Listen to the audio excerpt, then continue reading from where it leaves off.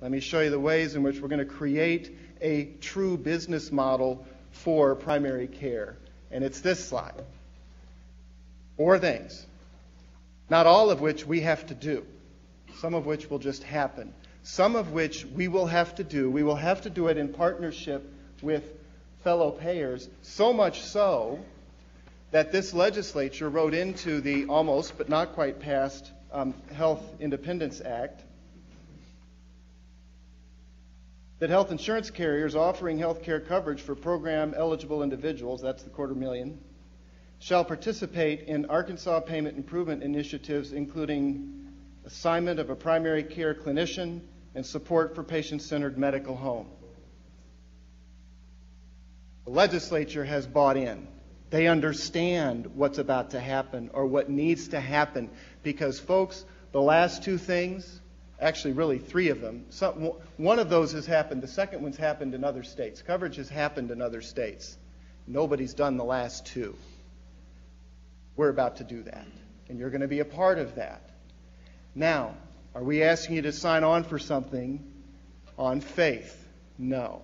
The next few weeks we're going to roll out the details. Dr. Golden has been a part of this at the heart for its entirety, is going to describe some of those details. You'll see them in concrete terms. They will go through the legislature. They will go through CMS.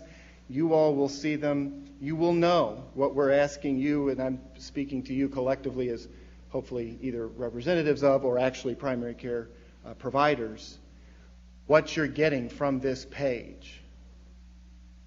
Because it takes really all of it to make this shift. Medicaid rate bump, that's what the Affordable Care Act did, increases it to Medicare. If the private option happens, those 250,000 will actually be paid through the private sector to begin with, and I can't imagine that they would pay less than Medicare. So an increase in the base pay, the hourly rate. Number 2, coverage expansion. It takes a great deal of investment to get a return. We want a return. And it will take coverage and really ponying up from across payers to make that happen. And if we left folks uninsured, there would be no one to make this investment on their behalf. And that's a key, to connect the payment to the patient, to the outcome. You can't do that in a world of uninsurance. You can in a world of coverage. 3rd, shared savings. And this is big, and no one's done it at this scale. That is significant, upside only, positive only, opportunities to share in savings from effectively managing the 95%. Okay, shared savings is actually the financial arrow between primary care and the payoff that we really need, which is effective management of the rest. If the financial arrow is not there, the investment and the connections will not happen in real life. And that's on us as payers for not having made that connection in the past. Finally, upfront investments. So we know that you, as primary care providers, cannot make such an investment in the way that you practice, in the people that you employ, in the relationships that you have with the rest of the system, in the technology that you have to invest in, not only financially, but your time and your staff's time. None of that happens on spec. We do not expect primary care providers to take 6 months of investment to do something different than they have done for 5, 10, or 25 years. We expect to pay for that. We don't just expect you to do that hoping to get a payoff at the end with shared savings. These 2 are critical in combination. Number 1, we can't ask you to do this without paying you to do it, and we never have before. Number 2, we don't want to get into the same trap we were in before. Because in some ways, this last option is just a different way of paying by the hour. Okay, we've got to get to the shared savings, and we have to start paying the true heart and the person that we're asking to be responsible for costs and for outcomes. We have to attach the costs and the outcomes to the person that we're asking to be responsible. That's how the rest of the world does it we know we have to do the same thing. So that is, in a nutshell, where we're heading. Very quickly, patient-centered, empowering, we've talked about that. Balance. Let me just focus on this slide on the balance. As with the rest of the patient-oriented payment improvements that we are making, we explicitly acknowledge the autonomy and the discretion of the provider. And I won't, but I could stand here for probably an hour and a half and describe to you mathematically how we do that. Because we can and we do on a regular basis literally quantify the mountains of autonomy and discretion that we leave to providers, which is another way of saying bureaucrats like myself, medical personnel excluded, are not that confident that we know your business to shrink your autonomy from here to here. So just understand, in all of the formulas you'll see and hear about and that Bill will describe, this kind of flexibility is built in. Now, we are also saying we want you to go that way. Better care, better quality, lower cost, with autonomy. That's the balance that we're describing. And I have learned more about being practical than you can possibly imagine in managing Medicaid and in the Payment Improvement Initiative. Boy, does it take operational practicality from our point of view, and we know we can't ask you or your offices to do things that can't be done. So sometimes we're providing technology, we're providing solutions, and that's also a part of what you'll hear. In medicine right now, you get paid if you do a good job, you do a poor job, you do a mediocre job, you get paid the same, which doesn't make a whole lot of sense either. And so when we start talking about rewarding people for good outcomes and for managing total cost of care and for gain sharing, whether it's on the episodes or here in the primary care medical home, for the first time we're saying if you do a really good job and you have good outcomes and use good judgment and you manage to your resources to take care of people in a good way, we're going to pay you more. Well, that's a whole new concept, which you think about it, should have been thought about a long time ago. And so the challenge to do this well is the primary care doctor will have three tasks. One is to manage their own practice style. One is to manage the behavior of their patients by either coaching or by better access.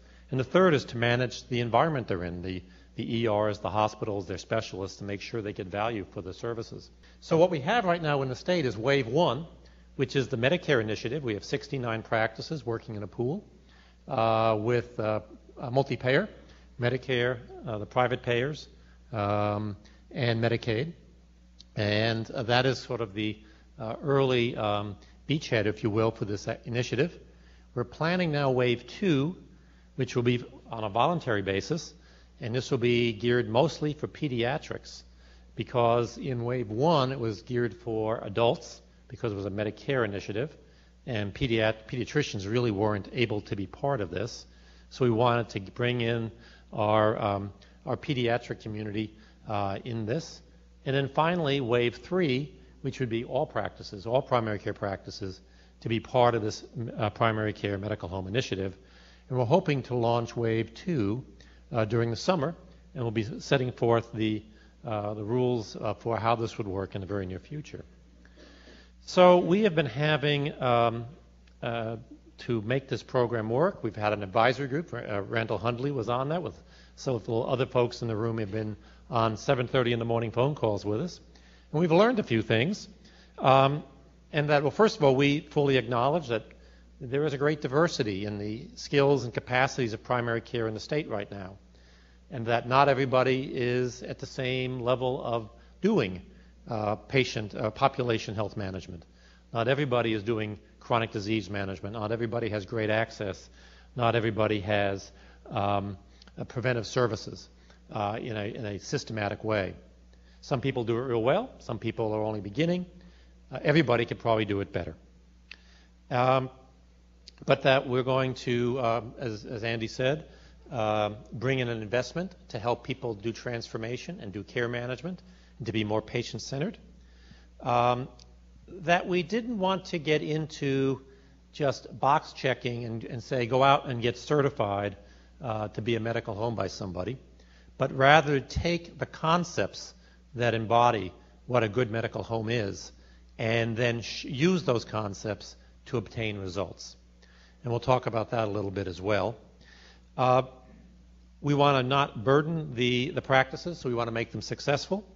We want to make people embark on this journey at their own speed, but to make progress over time, to become more patient-centered, more chronic disease managed approach, more managing total cost of care. And part of this is also to help them identify their high-risk patients. And it's more than just running claims data and giving them a list, because people in the office know who have health literacy problems, who have adherence problems, who have socioeconomic challenges, who are isolated. And folks who might have very basic diseases that might on paper look easy to manage may be very complex because of a variety of factors that only the doctor and the patient are really dealing with in the office, and how that office has to work together as a team. So one of the big things we're going to do, it's going to require support for the practices. We want to have care coordination support, coaching, outreach, chronic disease management, practice transformation support, helping people assess where they are and where they need to go and give them help in getting there, giving people examples of practice guidelines, performance metrics, and most importantly, their practice data, the data of their practice and the data of their patients' experiences in the community to help them understand how to manage resources and how to manage their own practice style to get better outcomes. Then we have the incentives. So over and above the upfront payments for care coordination and transformation, we're saying, we're going to pay you for results for quality care, meeting quality metrics, and for managing total cost of care. So if you think about it, as Andy was saying and Joe was saying, if the primary care doctor only manages 5% is only 5% of the healthcare bill, but they manage 80, 90% of the bill, and we're going to reward them on managing that 80 or 90%, even small successes on that 80 and 90% could be a big impact on that 5% that you've been billing. So there's an opportunity by getting rewards on the total cost of care, by bending the trend line, bending the cost, the inflation rate of medicine, to reducing total cost expenditures, to actually get 40, 50, 60% of your current take-home pay on fee-for-service on your 5%, if you will, of the spend by your office billing.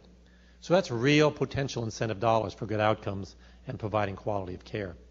And finally, it's going to require clinical leadership, not just of the clinician, but of people in his office, a nurse team leader, a medical manager, whomever, that is going to require rethinking standard operating procedures to do the outreach, to talk to patients between visits, to identify who needs the extra attention, and to manage resources. So we're going to do things here. If you have, for example, if you have 2,000 patients in a practice, 1,500, 2,000 patients, not uncommon for a single primary care doc. If you have multiple docs in the practice, we more. You can see on a risk-adjusted basis, you might be getting $4 per member per month for care coordination, get another $1 for care transformation. That'd be $5 per member per month. You're looking at $120,000 of upfront money potentially, or in that range, give or take, depending on your practice size and your mix. But there are some serious dollars to be obtained upfront to help you with resources for better care management, chronic disease management, primary care medical hominess, if you will. We have RFQs on the street to identify vendors to be available to you to do these tasks. So if you want the $1 per member per month, you would have to use one of the vendors to help in transformation. On the care coordination, some practices are big enough or connected enough to systems that the care coordination can be done in the practice. If you're small or in a more isolated part of the state, You can use that $4 per member per month to contract or make a deal with a vendor, a care coordination vendor, who will do the outreach, will help you with the care coordination, help you identify your high-risk patients, do the outreach, help the patients navigate the system.